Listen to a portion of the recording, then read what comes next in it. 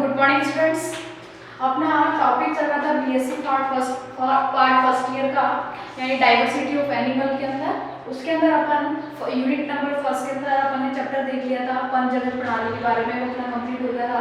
Next chapter अपन देखते हैं animal kingdom. देखो एनिमल किंगडम में यहाँ पे क्लासिफिकेशन के बारे में बताया गया है कि इनके अंदर क्या क्या लेवल होते हैं, किस किस वर्ग में से डिवाइड किया गया है। तो सबसे पहले अपन एनिमल किंगडम के अंदर बात करेंगे कि एनिमल किंगडम को यहाँ पे दो सब किंगडम में डिवाइड किया गया है। देखना, फर्स्ट तो यहाँ पे दे रखा है प्रोटोजोआ और दूसरा यहाँ पे दे रखा है मेटाजोआ।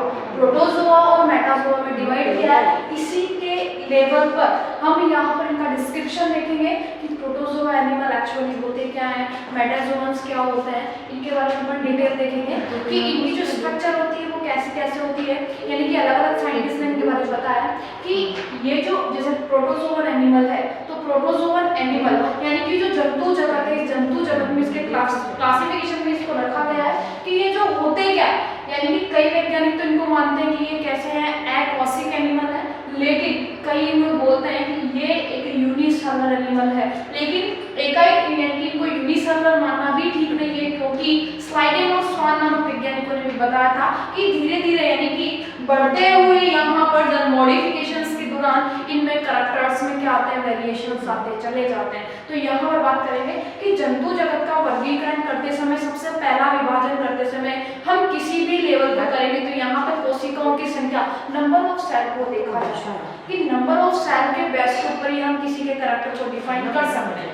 सबसे पहले यहाँ पे देखोगे कि जो जंतु जगत है, जंतु जगत का वर्गीकरण होगा, ये वर्गीकरण किससे होगा, यहाँ पे नंबर ऑफ सेल से, नंबर ऑफ सेल से। यहाँ पर कोशिकाओं को देखते हुए हम यहाँ पे बोलेंगे कि ये एनिमल कैसे है, यूनिसेलुलर है या फिर बोल सकते हैं मल्टी सेलुलर है। तो यहाँ पर इन्हीं के आधार पर हम क्या करेंगे, यूनिसेलुलर एनिमल और इसी के साथ साथ मल्टी सेलुलर एनिमल की बात करेंगे। तो सबसे पहले सब किंगडम में अपने पास हुआ प्रोटोजोआ एनिमल, दूसरा हो गया मेटाजोआ एनिमल। प्रोटोजोआ एनिमल की अगर सबसे पहले बात करेंगे, यहाँ पे फर्स्ट नंबर अपने आता है यहाँ पे प्रोटोजोन्स। प्रोटोजोन्स पे देखेंगे कि मैंने बोला कि इनके कैरेक्टर के आधार पे सबसे पहले यहाँ पे क्या होगा कि इन एनिमल को क्या कहा गया, एकॉसिक एनिमल कहा गया, यानी कि एसेलुलर होते हैं, ये एसेलुलर एनिमल होते हैं। तो प्रोटोजोन को एसेलुलर कहा। इसी के साथ साथ यानी कि मैंने बोला कि स्लाइडेन और स्वान नामक वैज्ञानिक है, आपको पता है कोशिका सिद्धांत के दौरान वहां पे, तो ये क्या करते हैं कि जो स्लाइडेन और स्वान नामक साइंटिस्ट है, उन्होंने प्रोटोजोआ एनिमल को क्या कहा गया है यहाँ पे, यूनिसेलुलर। देखो यूनिसेलुलर की बात करेंगे, यहाँ पे क्या होता है कि धीरे धीरे कोशिकाओं के अंदर विभाजन की क्षमता पाई जाती है। जैसे बताया आपको कि पूर्ववर्ती कोशिकाओं से नवीन कोशिकाओं का क्या होता है, निर्माण होता है, जो किसके द्वारा होगा, सेल डिवीजन के दौरान होता है। तो इसी के दौरान कोशिकाओं में हम यहाँ पे डिवीजन के दौरान इनके ऊपर कैरेक्टर्स की बात करेंगे। तो प्रोटोजोआ जो एनिमल है वो कैसे होंगे, एसेलुलर एनिमल होते हैं। लेकिन यहाँ पे इन्हीं के साथ साथ एक और वर्ड यहाँ पे यूज दिया गया, कौन सा, यूनिसेलुलर एनिमल है। अब देखो कैरेक्टर की बात करें, इसके अंदर जो प्रोटोजोन्स होते हैं वो एक साइंटिस्ट है यहाँ पे जिनका नाम है एनएच हाइमन। एनएच हाइमन के आधार पर भी यहाँ पे एक मत रखा गया कि जो प्रोटोजोन एनिमल होते हैं वो कैसे होते हैं, यूनिसेलुलर एनिमल होते हैं। इनका कहना है, यानी कि अनेक प्रकार के विद्वान थे या वैज्ञानिकों ने भी यहाँ पे मत रखा था कि इनके अंदर कोशिकाओं की संख्या के आधार पर, उनमें विभाजन के आधार पर यहाँ पे हम प्रोटोजोन्स को और मेटाजोन्स एनिमल को यहाँ पे क्लासेस में डिवाइड किया गया है। इनका मानना है कि यहाँ पे पहले कोशिकाओं के अंदर स्टेबिलिटी होती थी, लेकिन धीरे धीरे इन कोशिकाओं के अंदर क्या हो गया, यहाँ पे डिवीजन की क्षमता पाई जाने लगी है। अनेक स्थानों के आधार पर इन जंतुओं को क्या रखा गया, अलग अलग वर्गों में रखा गया प्रोटोजोन। अब देखो हम यहाँ पे कैरेक्टर्स की बात करेंगे कि ये कैसे होता है, प्रोटोजोन एनिमल यूनिसेलुलर होंगे, यानी कि एक कोशिकीय होंगे, एक कोशिकीय होंगे। इन्हीं में एक कोशिकीय के साथ साथ ये कैसे होंगे, ससीम केंद्र की होंगे, ससीम केंद्र की, ससीम केंद्र की एनिमल होंगे। ससीम केंद्र की मैं आपको बताया था कि कोई भी कोशिका होगी, कोशिका के अंदर आपको बताया क्या प्रेजेंट होगा, केंद्रक, और केंद्रक के अंदर वहां पर जो भी जीवद्रव्य होगा, तो यहाँ पे क्या बोलेंगे, कोशिका के अंदर क्या प्रेजेंट होना, एक आवरण के द्वारा ढका हुआ होना, केंद्र का प्रेजेंट होना क्या कहलाता है, ससीम केंद्रकी कहलाता है, जिसमें क्या होता है स्पष्ट प्रकार का क्या पाया जाता है केंद्रक पाया जाता है। लेकिन कुछ जातियों के अंदर यहाँ पे क्या नहीं होता है, स्पष्ट प्रकार का केंद्रक नहीं पाया जाता है, जिनके द्वारा यानी कई प्रोटोजोन्स एनिमल जो क्या करते हैं कॉलोनियल होते हैं, निवाह बनाकर रहने वाले होते हैं, ग्रुप में पाए जाते हैं, और कई कैसे होते हैं फ्री लिविंग प्रकार के भी होते हैं। तो इनमें मेटाजोन्स के आधार पर क्या कर दिया गया, यानी कि विभेदित कर दिया गया है, यानी कोशिकाओं की संरचना के आधार पर भी इनमें रखा गया, क्योंकि ये कैसे होता है एक कोशिका यानी एक कोशिका प्रेजेंट होती है, जिसके दौरान सारी की सारी यानी कि क्रियाएं जो भी होगी वो किसके ऊपर डिपेंडेंट होगी, एक कोशिका के ऊपर डिपेंडेंट होती है। तो यहाँ पे हम बात करेंगे विभेदन, यहाँ पे कार्य विभाजन, यानी दोनों के अंदर यहाँ पे क्या नहीं होता, विभेदन नहीं पाया जाता। तो विभेदन की क्षमता एक कार्य विभाजन इन दोनों की क्षमता के आधार पर भी कि किसका कैरेक्टर माना जाएगा, प्रोटोजोआ एनिमल का कैरेक्टर माना जाता है।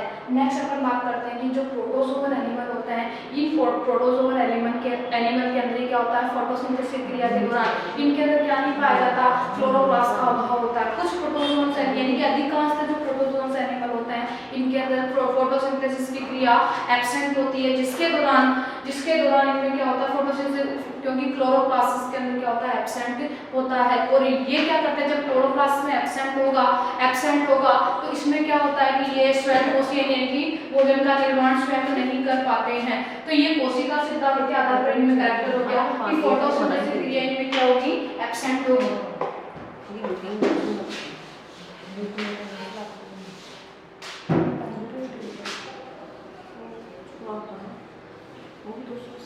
फोटोसिंथेसिस रिएक्शन भी क्या होगी, एब्सेंट होगी। तो ये कैसे नहीं होंगे, स्वयं कोशी एनिमल नहीं होंगे, क्योंकि इनमें क्या नहीं होगा, क्लोरोप्लास्ट नहीं पाया जाता है। इसी वजह से दूसरा कैरेक्टर में बता दिया कि यूनिसेलुलर का हो गया, दूसरा इसमें फोटोसिंथेसिस की क्रिया के आधार पर इनमें डिवाइडेशन कर दिया है। नेक्स्ट हम बात करेंगे यहाँ पर वाटर बैलेंस, या फिर बोल सकते हैं जल संतुलन की क्रिया।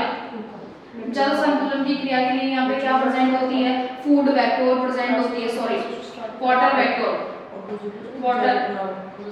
इसके अंदर क्या होती है, प्रेजेंट होती है, जिसे हम क्या बोल सकते हैं जल धनिया। तो ये जो प्रोटोजोआ एनिमल होते हैं, इन प्रोटोजोआ एनिमल के अंदर क्या प्रेजेंट होती है, वाटर वैक्यूल पाई जाती है, जिसके दौरान क्या करता है बॉडी के अंदर जो यहाँ पे वाटर बैलेंस को बनाने में सहायक होती है। वाटर बैलेंस के साथ साथ हम बात कर सकते हैं एक और वैक्यूल पाई जाती है, फूड वैक्यूल की बात कर सकते हैं। तो ये जो फूड वैक्यूल होती है, ये फूड वैक्यूल में क्या करती है, यहाँ पे वो जो भोजन की क्रिया होती है, भोजन निर्माण का जो प्रोसेस होता है, इस प्रोसेस को कंप्लीट करने के लिए हेल्पफुल होती है कौन सी, फूड वैक्यूल इसके अंदर पाई जाती है। प्रोटोजोन्स का एक स्पेसिफिक कैरेक्टर होता है, जिसे बोल सकते हैं हम यहाँ पे संकुचनशील रसदानियां पाई जाती है। आपको पता है जिन्हें बोला जाता है कॉन्ट्रैक्टाइल वैक्यूल। तो यहाँ पे संकुचनशील धानियां पाई जाती है, जो क्या करती है यहाँ पे बॉडी के मूवमेंट को बनाने में या कॉन्ट्रैक्शन में हेल्पफुल होती है।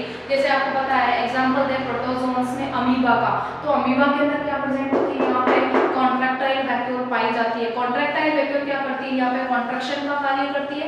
तो ये क्या हो गया, इनके अंदर वैक्यूल प्रेजेंट होती है, फूड वैक्यूल हो गया, वाटर वैक्यूल हो गया और कॉन्ट्रैक्टाइल वैक्यूल हो गया, जिनका मेनली फंक्शन होता है इनमें प्रोटोजोन्स एनिमल के अंदर। और ये अधिकांश एनिमल कैसे होते हैं, स्वच्छ जलीय एनिमल होते हैं, जिनके अंदर क्या प्रेजेंट होती है, वाटर वैक्यूल पाई जाती है।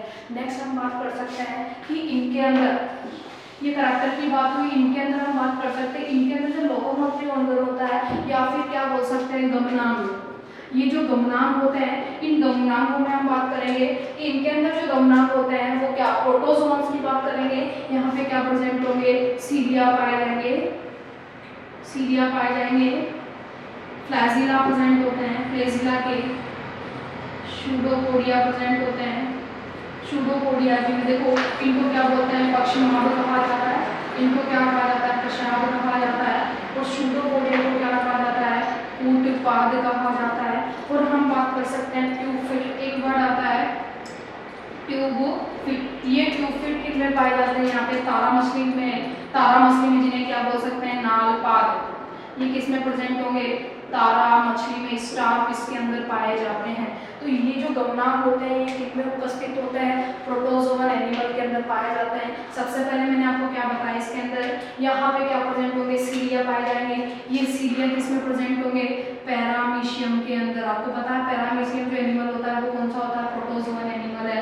फ्लैजिला किनमें प्रेजेंट होते हैं, यूग्लिना में पाए जाते हैं। अब बात करेंगे सूडोपोडिया जिन्हें क्या बोलते हैं, फुटपाथ। ये जो फुटपाथ होते हैं वो किनमें प्रेजेंट होते हैं, अमीबा के अंदर। आपको पता है ये भी प्रोटोजोअल एनिमल है। साथ ही साथ हम बात करेंगे कि जो ट्यूफिट होते हैं, नालपाद जो होते हैं, ये नालपाद किसमें पाए जाते हैं, तारा मछली में। मैंने आपको बताया कि किसमें प्रेजेंट होंगे, तारा मछली के अंदर, जिनके द्वारा ये क्या करते हैं, ये गमन करने में सहायक होते हैं। किसमें, गमन में, एक स्थान से दूसरे स्थान पर जाने में।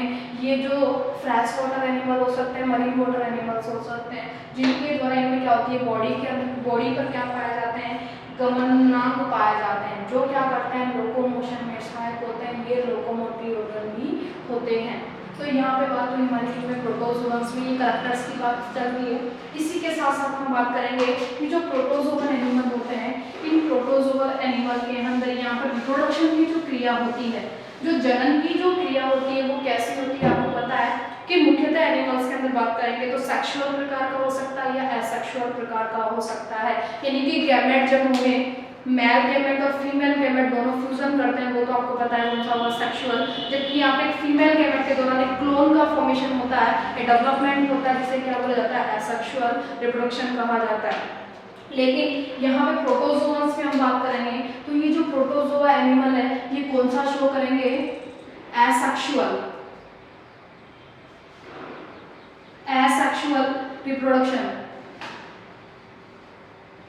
यहाँ पे एलैंगिक प्रकार का, एलैंगिक जनन को शो करते हैं। आपको पता है एलैंगिक जनन में भी विभिन्न प्रकार के मेथड्स पाए जाते हैं, विभिन्न प्रकार की विधियां पाई जाती है, जैसे कि बडिंग की हो गई, बडिंग के साथ साथ यहाँ पे सेगमेंटेशन की क्रिया हो गई, यहाँ पे मल्टी सेगमेंटेशन की क्रिया हो गई। तो ये जो एलैंगिक में है ये भी मुकुलन के द्वारा हो गया, सिस्ट के द्वारा हो गया, कई प्रकार के यहाँ पे क्या पाए जाते हैं, एलैंगिक में मेथड्स पाए जाते हैं। लेकिन यहाँ पे द्विखंडन और बहुविभाजन या बहुखंडन की क्रिया क्या होती है, मुख्यतः पाई जाती है। तो द्विविभाजन बोल सकते हैं या द्विखंडन बोल सकते हैं, और एक होता है बहुविभाजन की क्रिया। आपको पता है अमीबा के अंदर बात कर सकते हैं, तो ये क्रिया ज्यादातर क्या होती है, पाई जाती है। जो किसका, जो कौन सा रिप्रोडक्शन है, एसेक्सुअल रिप्रोडक्शन होता है।